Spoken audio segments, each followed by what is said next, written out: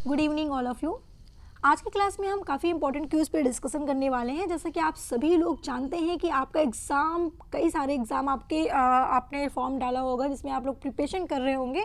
तो ये क्वेश्चन आपके लिए काफ़ी इंपॉर्टेंट है। आप किसी भी कंपटीशन लेवल का एग्ज़ाम अगर आप दे रहे हैं, चाहे वो आपका CISF का एग्ज़ाम हो, चाहे GD कांस्टेबल का हो, किसी भी एग्ज़ाम के लिए अगर आप प्रिपेयर कर रहे हैं तो वेरी इंपॉर्टेंट क्यूज़ है आपके साइंस से। अगर हम बात करते हैं सबसे पहले तो कुछ ऐसे हमारे स्टूडेंट थे जिन्होंने कुछ कमेंट किया था कि मैम ये क्वेश्चन रॉन्ग है। तो मेरे प्यारे बच्चों, आप लोग एक बार चेक कर लीजिएगा। शायद 28 क्वेश्चन का था, कुछ टमाटर करके कुछ क्वेश्चंस थे आपका, ठीक है। तो जो आपका जो आंसर था वो बिल्कुल करेक्ट आंसर है। आप लोग एक बार नेट पे या गूगल पे या बुक पे देखो, पढ़ो, उसके बाद आप लोग मुझे बताओ कि गलत है सही है। हाँ, एक क्वेश्चन और भी था, शायद वो रॉन्ग था मेरे हिसाब से, लेकिन आपका जो एक क्वेश्चन था वो बिल्कुल करेक्ट था। आप लोग उसे चेक करिए, ठीक है। बाकी की अगर आपको कोई इशू होता है, कोई प्रॉब्लम होता है, तो आप बेफिक्र होकर आप बिल्कुल कमेंट कर सकते हैं, क्योंकि आपका पूरा अधिकार है। चलिए आइए हम फर्स्ट क्वेश्चन पे आते हैं। फर्स्ट क्वेश्चन आपका क्या कह रहा है, एटम बम की खोज किसने की थी? तो आपको पता होना चाहिए, ऑप्शन ए बिल्कुल करेक्ट आंसर है, ऑटो हॉर्न ने एटम बम की खोज की थी।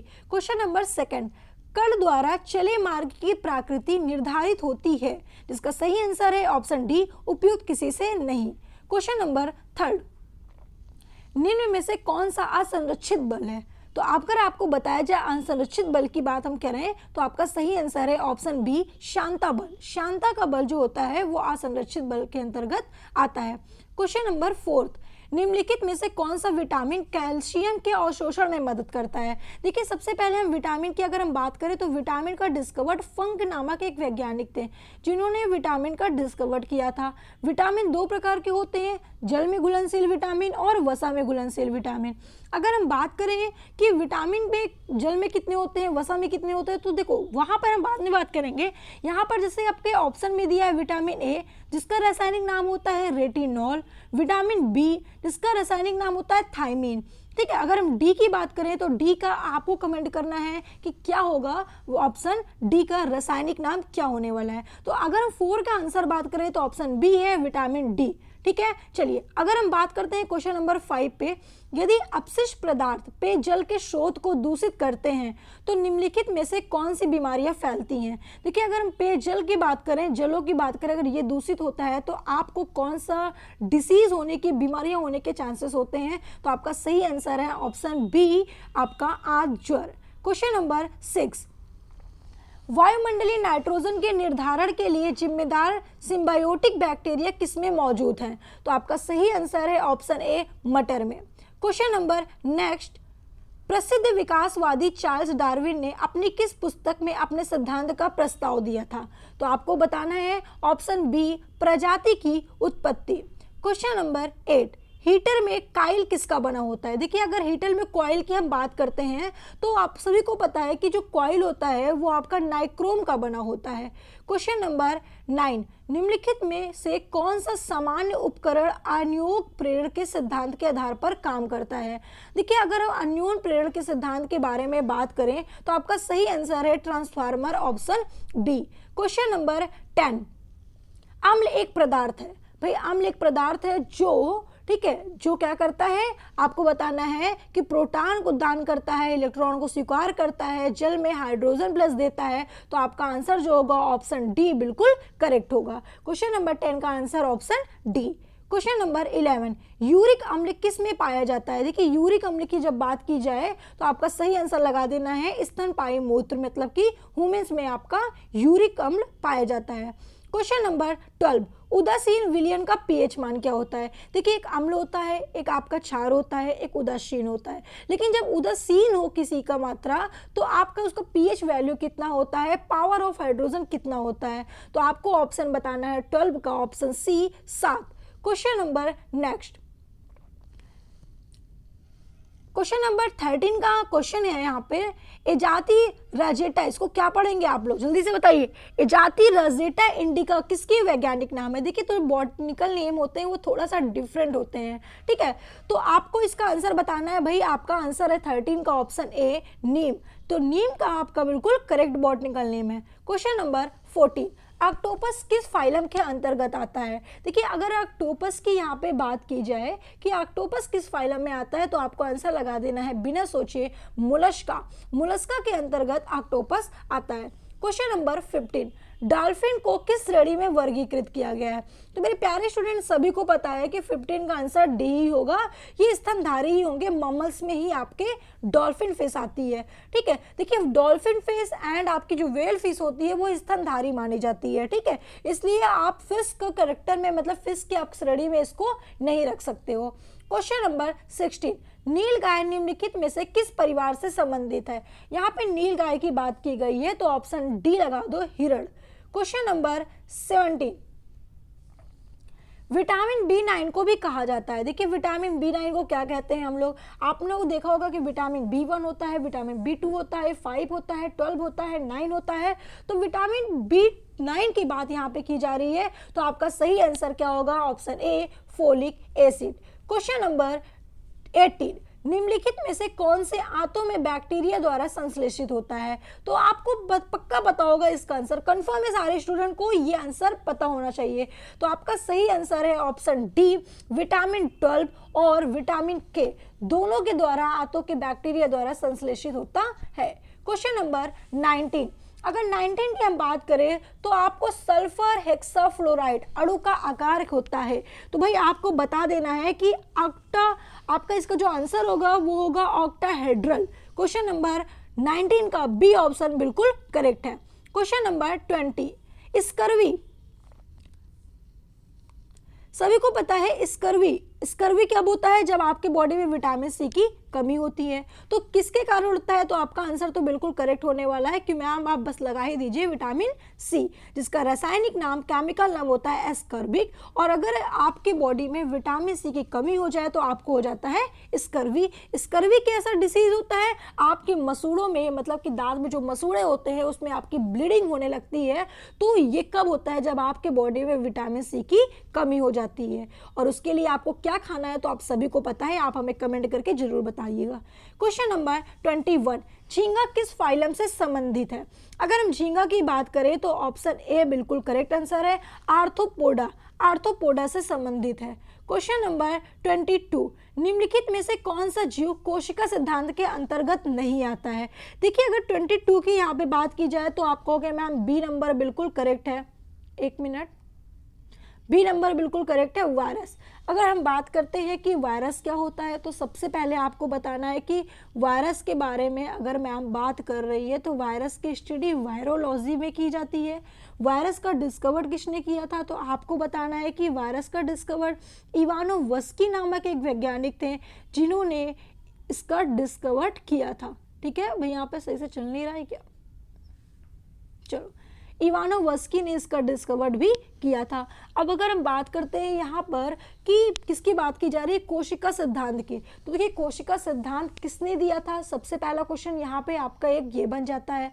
तो आपको बताना है स्लाइडेन एंड स्वान एक वैज्ञानिक थे जिन्होंने कोशिका सिद्धांत दिया था।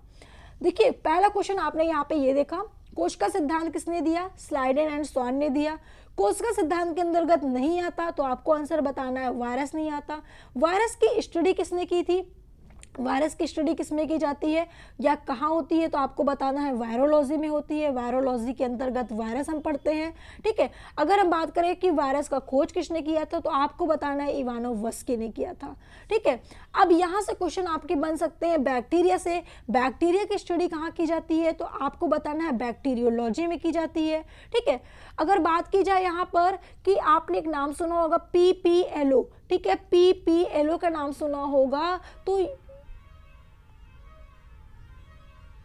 अगर PPLO की बात यहाँ पे की जा रही है तो PPLO, ठीक है, ये एक वायरस है, सॉरी ये एक बैक्टीरिया का नाम है जिसे माइकोप्लाज्मा भी कहा जाता है, जो पूरे यूनिवर्स का सबसे छोटा सेल माना जाता है। ठीक है, तो अगर हम बात करते हैं यहाँ पे, ठीक है, बैक्टीरिया के बारे में, तो देखिए बैक्टीरिया की स्टडी बैक्टीरियोलॉजी में की जाती है। और मैंने आपको बताया कि सबसे छोटा कोशिका अगर पूछा जाए, ठीक है, तो आपको माइकोप्लाज्मा बताना है। ठीक है, जो पूरे यूनिवर्स का होता है और ये एक प्रकार का बैक्टीरिया होता है।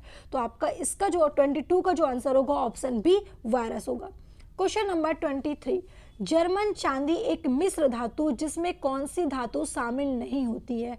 तो सभी को पता है कि मैम इसका आंसर तो चांदी ही होगा, ऑप्शन डी बिल्कुल करेक्ट है।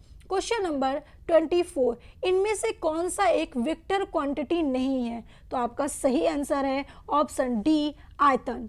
क्वेश्चन नंबर 25, आइंस्टीन को नोबेल पुरस्कार से सम्मानित किया गया था, किस चीज के लिए सम्मानित किया गया था? तो प्रकाश विद्युत प्रभाव के लिए, प्रकाश विद्युत प्रभाव के लिए इसे सम्मानित किया गया था। क्वेश्चन नंबर 26, कौन सा यंत्र प्रकाश ऊर्जा को विद्युत ऊर्जा में बदलता है? तो आप तो आंसर लगा दिए होंगे अब तक, कहोगे मैम बिल्कुल लगा दिए, सौर सेल। क्वेश्चन नंबर 27, फोटोग्राफिक कैमरे का अभिदृश्यक लेंस कौन सा होता है? तो आपका सही आंसर है ऑप्शन बी उत्तल लेंस। क्वेश्चन नंबर 28, किसके निष्कर्षण हेतु शाइनाइट विधि प्रयुक्त होता है? तो आपका सही आंसर है ऑप्शन सी चांदी, बिल्कुल करेक्ट है। क्वेश्चन नंबर 29, किसी तत्व के गुणों को प्रदर्शित करता है? देखिए किसी तत्व के गुणों को प्रदर्शित कौन करता है? तो आप कहोगे मैम ऑप्शन ए है परमाणु क्रमांक। क्वेश्चन नंबर 30, वह सबसे छोटा कण जिसमें उस तत्व के सभी गुण विद्यमान हो वह क्या कहलाते हैं? तो आपका आंसर है ऑप्शन ए अणु कहलाते हैं, एटम कहलाते हैं। क्वेश्चन नंबर 31, तत्वों के वर्गीकरण से संबंधित अष्टक के नियम का सिद्धांत किसने दिया था? देखिए यहाँ पे अष्टक के नियम की बात की जा रही है, और अगर हम लोग अष्टक के नियम के बारे में बात करें तो आप कहोगे मैम न्यूलैंड्स, बिल्कुल करेक्ट आंसर है। क्वेश्चन नंबर 32, केल्विन मान में मानव शरीर का समान तापमान कितना होता है? देखिए यहाँ पर इसका आंसर ऑप्शन ए होगा 310 केल्विन। अब इसे थोड़ा ध्यान से समझिएगा, 32 का यहाँ पे पूछा है। अगर हम इसके बारे में बात कर रहे हैं कि केल्विन मान मानव शरीर का, देखिए अगर आपका केल्विन में पूछा है तो आपका 310 केल्विन होगा। अगर आपका डिग्री सेल्सियस में पूछता है और फ़ारेनहाइट में पूछता है तो आपका अलग होगा। फ़ारेनहाइट में अगर पूछा है तो 98 आपका बताना है, आपको क्या बताना है अगर आपका फ़ारेनहाइट में पूछता है। देखिए अगर आपका यहाँ पे पूछा जाए, एक मिनट मैं थोड़ा सा ले रही हूँ पेन। देखिए अगर आपसे पूछा गया फ़ारेनहाइट में कि फ़ारेनहाइट में मानव शरीर का समान तापमान कितना होता है, तो आपको बताना है 98.6 फ़ारेनहाइट, ठीक है, 98.6 फ़ारेनहाइट। आप किस में बताओगे? जब आपसे फ़ारेनहाइट में पूछा जाएगा। यदि आपसे डिग्री सेल्सियस में पूछा जाता है तो आपको बताना है 32 डिग्री सेल्सियस। लेकिन अगर आपसे केल्विन में पूछा जाता है तो आपको बताना है 310 केल्विन। क्वेश्चन नंबर 33, प्रतिध्वनि का क्या कारण है? देखिए प्रतिध्वनि का क्या कारण है तो आपको बताना है मैम ध्वनि का परिवर्तन, जिसके कारण से प्रतिध्वनि होता है। क्वेश्चन नंबर 34, सूर्य की ऊष्मा पृथ्वी पर कैसे पहुंचती है? अब आपको तो पता ही होगा कि भाई अगर हम सूर्य की ऊर्जा की बात कर रहे हैं, सूर्य की ऊष्मा की बात कर रहे हैं तो मैम विकिरण द्वारा ही होना चाहिए। तो आपका सही आंसर जो होगा ऑप्शन ए बिल्कुल करेक्ट है। क्वेश्चन नंबर 35, मानव शरीर में पीयूष ग्रंथि कहाँ होती है? देखिए पीयूष ग्रंथि को मास्टर ग्रंथि के नाम से जानते हैं। सबसे पहला क्वेश्चन यहाँ पे आप एक ये लगा लो कि पीयूष ग्रंथि को मास्टर ग्रंथि के नाम से भी जाना जाता है, या इसे पिट्यूटरी ग्लैंड के नाम से भी हम जानते हैं। उसके अलावा अगर हम बात करें कि यहाँ पर पीयूष ग्रंथि कहाँ पाई जाती है, तो मैम हमारे ब्रेन में पाई जाती है। ठीक है, ब्रेन में कौन सी कोशिका पाई जाती है? तो मैम हमको बता देना है कि एक न्यूरॉन नाम की कोशिका होती है जिसको हम लोग तंत्रिका कोशिका कहते हैं, वो हमारी यहाँ पे पाई जाती है, जो सबसे लार्जेस्ट होती है। ठीक है, लॉन्गेस्ट होती है, लॉन्गेस्ट। क्वेश्चन नंबर 36, पौधों में प्रकाश संश्लेषण किस भाग में होता है? तो आपका सही आंसर है ऑप्शन बी आपके पत्तियों में।